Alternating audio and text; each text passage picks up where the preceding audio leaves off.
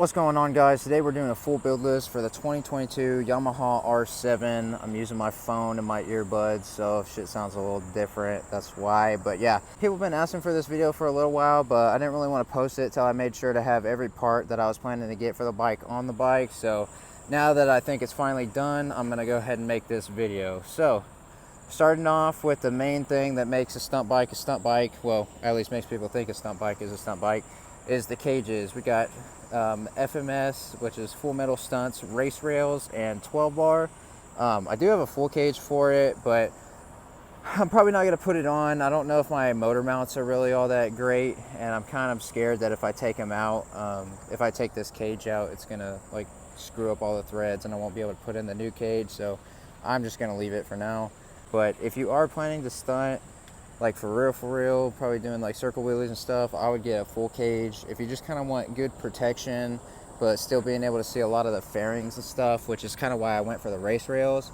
They obviously still do a good job. I've crashed on both sides and it's been fine. If you notice this piece that's scratched up, that was already scratched before I even crashed. So the race rails have actually not, I've actually like not got any damage to the bike having race rails. Aside from like this weird spot up here in the front, I mean, that's not, even a full cage wouldn't prevent that. That would only prevent stuff like way down at the bottom. So yeah, so that's what we've got going on for crash protection. Next up, we've got our exhaust. We're just eBay special out here with like a fake SC slip on and whatever kind of headers these are. That's really like the only thing I usually cheap out on. But since we're on the topic of Amazon stuff, let's move on to these Amazon steel braided front brake lines. I don't like how this thing is freaking color changing, whatever. The paint was just like that from when I got them, I guess, but I don't really care that much. I meant to put it on the bottom side though, but I guess I got it mixed up and put it in the wrong spot because I was gonna let these things cover it up. But yeah, these steel braided lines are $10 a piece, so that's why I decided to give these a try, because like a foot brake line alone coming from a name brand is like 50 bucks. So I was like, I decided to just give it a try because my Grom has been, because I've had a steel braided front brake line from Amazon on the Grom for a while now and haven't had any issues, been rolling stoppies just great with it. So, excuse me, that's why I decided to just try it out on this. Next up, while we're on the front end, this bike comes stock with a Brembo Master. Then we've got a SS Moto triple and KLX high bars, or maybe it's just KX. I think it's just KX high bars actually.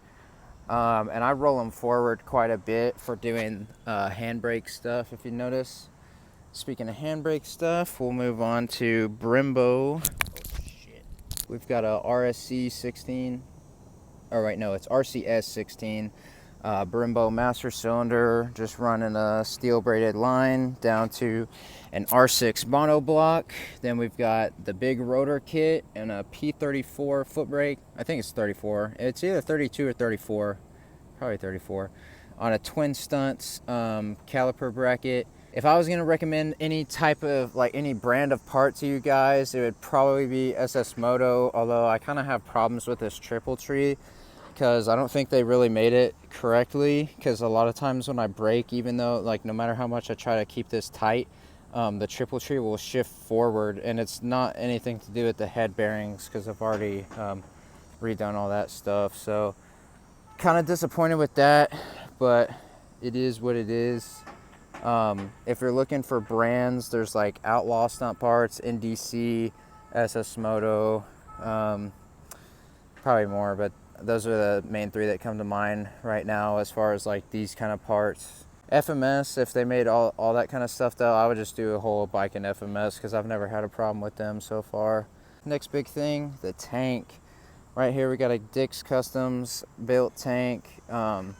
It's honestly a really good tank. The only problem was dealing with the guy himself. Like, it was not like a very enjoyable experience trying to get this tank.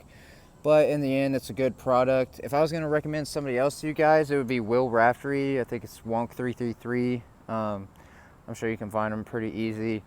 I've heard nothing but good things about him so far, whereas Dick's Customs, my personal experience wasn't amazing, but you know, the product is good. It's just the fact that not everybody seems to be getting their products back. I think now he's taking care of stuff and getting everybody their stuff back. But at the time when I had got my tank, there's a lot of controversy about that guy, which I didn't know before sending it to him. So luckily I got my stuff back. But yeah. So next thing up on this bike is the Bella Stunt seat. I just got a kit and I put the kit together. If you're wondering how to make the kit, hopefully this semi truck isn't too loud over here, but yeah, if you're wondering how to make the kit, I have a tutorial on my channel of putting this thing together. That also took like a ridiculously long amount of time to come in. I don't really know any other stunt seat brands though, so went with them. Then one of the last mods we've got our key relocation and also like our kill switch. I've turned it, I've shifted it around, that way doing podium and stuff like that, there's no chance of kicking it off. And that's the same reason for the key. The main reason the key's down there though is just because there's nowhere to put it up here. If you got an Outlaw Stunts triple though, I think there is actually a spot for the ignition. So that's kind of nice. But then again, I guess if you don't put it there, then you just have an empty hole, so I don't know. Moving down here, we've got a 52 tooth sprocket with like 520 chain or whatever. I don't know if it comes stock with a 520 or not, but that's what we got. Then can't forget the idle adjuster. We finally got a legit one from the Six Shop. I think it's like 40 bucks or something, but if you saw my video before, I was using like a GoPro screw as an idle adjuster. It wasn't that great, but I got the job done, so I don't know. But this is obviously better. So I've been using that. So shout out Joel for getting that for me. He got it for my birthday because he wants me to learn circles. Last mod we got on here is the SS Moto Saggy Ass Fix. Basically this just makes the bike a little bit taller and keeps it from bouncing. I never really had a problem with it like being bouncy. That's really more of an F07, MT07 thing. But I just kind of, when I used to sit on Tyler's bike, it would be a lot taller, and I just kind of liked how it felt. So like height wise, like being a little bit more over the bars. So that's why I decided to get it. I don't feel like it really made any kind of difference for me in like literally any of the tricks. But yeah, I don't know, I just got it just cause. But if you got an F07 or something, I definitely would recommend it. For this bike though, it really doesn't matter. I guess one more thing to mention is just having these lines for the brakes routed up under the SS Moto triple. I don't know, that's something I think SS Moto does that Outlaw doesn't. So I don't know, just if you want some of these parts, I would look into other brands. I wouldn't just buy everything I have, because there might be different stuff that you want that I don't have. Oh, one more thing to mention. If you're looking for HT Moto, this stuff is just called Hydro Turf. So you can find it on Amazon. Like I got all of mine for like $40 on Amazon. So yeah, sometimes I get Amazon stuff. Most of the time I try to keep it to like not cheaping out, because you know motorcycles are kind of dangerous. You don't really want to cheap out too much. But yeah, that is the full build list of my bike. I don't think I'm missing anything. Hopefully not. Okay, actually I forgot. Final actual mod, I guess you could say, to this bike is the front tire. We got to have a good front tire if we want to roll stoppies. So we got a Michelin Pilot Power 2CT. And oh, you know what, I guess there is one more. This one doesn't really matter that much though. It's a TST Industries blinkers. I don't really care that much about the blinkers, but I forgot that they were just on the bike. So yeah, they're red. I kind of wish they were white or blue, but it is what it is.